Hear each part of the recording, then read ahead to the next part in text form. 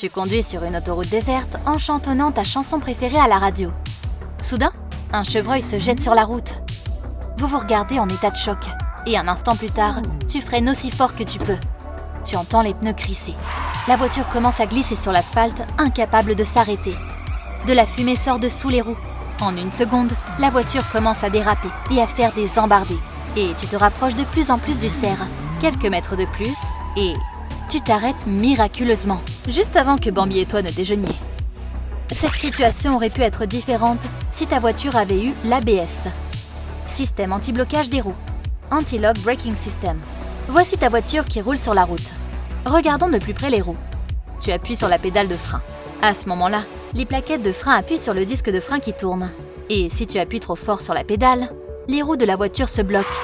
Mais la voiture perd de l'adhérence et elle commence à glisser sur ses pneus.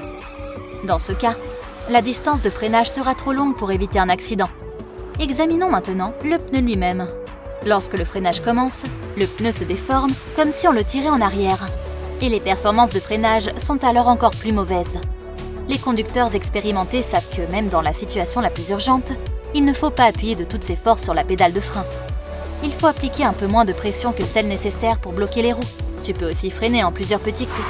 Lorsque tu sens que les roues sont bloquées, tu dois relâcher la pédale de frein et recommencer à freiner. C'est exactement ce que fait l'ABS. Un capteur situé sur chacun des disques de frein est relié à l'ordinateur central. Même lorsque la pédale de frein est enfoncée au fond, les capteurs envoient une alarme à l'ordinateur qui donne l'ordre de réduire la pression sur le système de freinage. Les roues se remettent à tourner, puis la pression augmente et le freinage reprend. L'ABS doit libérer le blocage de la roue juste avant que le pneu ne commence à se déformer. Ce freinage prendra le moins de distance possible pour que tu puisses éviter une collision. L'ABS ne fonctionne pas seulement dans les situations d'urgence. Disons que tu roules sur une route qui est en train de sécher après une petite averse. Tes roues droites sont sur l'asphalte humide, tandis que tes roues gauches sont sur la partie sèche. L'asphalte mouillé est beaucoup plus glissant. Mais si tu freines très calmement, tes pneus ressentent une friction différente contre l'asphalte.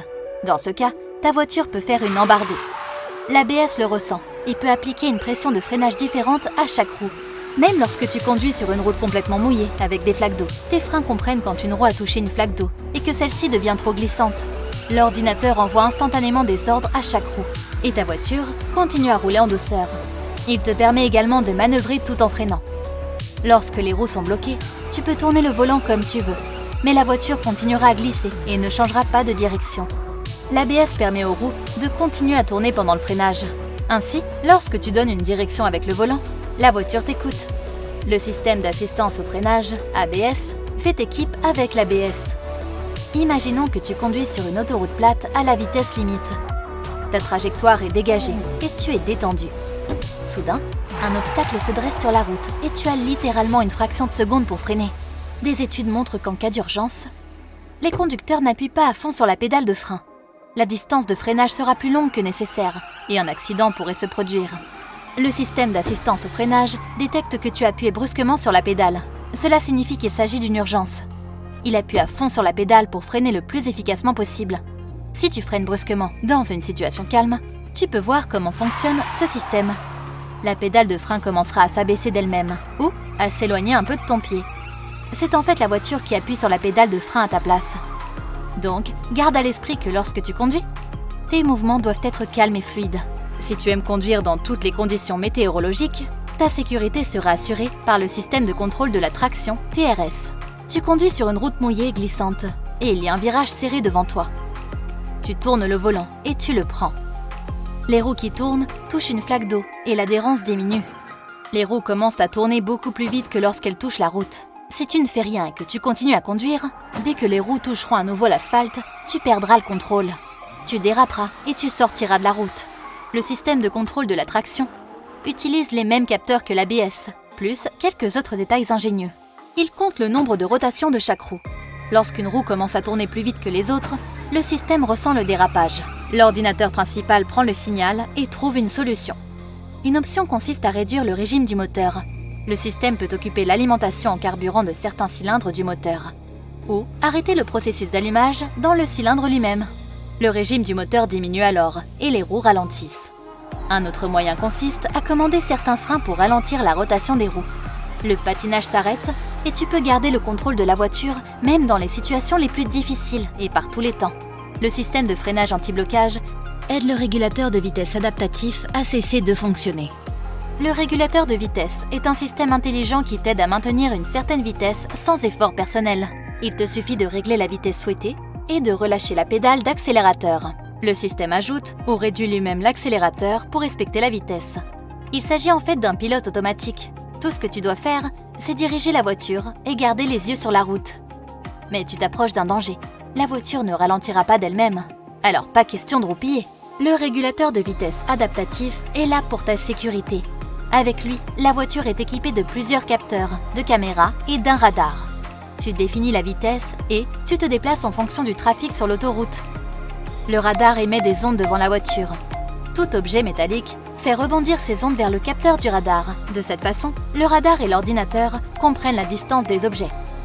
Si cette distance se réduit, l'ordinateur ralentit la voiture. S'il n'y a pas d'obstacle devant toi, il maintient la vitesse programmée. Mais que se passe-t-il si une voiture coupe ta voie? Le radar peut voir des objets à plus de 100 mètres.